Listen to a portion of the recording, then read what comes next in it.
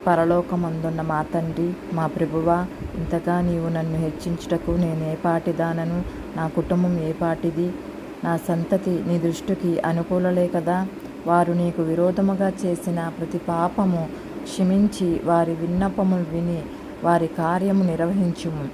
ఏ ఏ విషయముల్లో వారు అపరాధులుగా ఉన్నారో వారి దోషమును క్షమించి వారి మీద నీ కనికరము చూపించుము.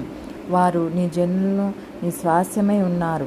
నీ నామమునకు శాశ్వత మహిమ కలుగునట్లుగా నేనును నా కుటుంబము నిత్యము నీ సన్నిధిలో స్థిరపరచబడినట్లుగా నన్ను నీ మాట చొప్పున నన్ను ఆశీర్వదించుము. నా కుటుంబము పట్ల నీవే నమ్మదగిన దేవునిగా ఉండి 1000 తరము వరకు కరుణించు వాడవుగా నీ వాగ్దానములు ఎన్ని అయినను అవి క్రీస్తునందు అవునట్లుగా స్థిరపరచుము. దేవుడు ఈ ప్రార్థన ఆలకించి దీవించునుగాక. ఆమేన్.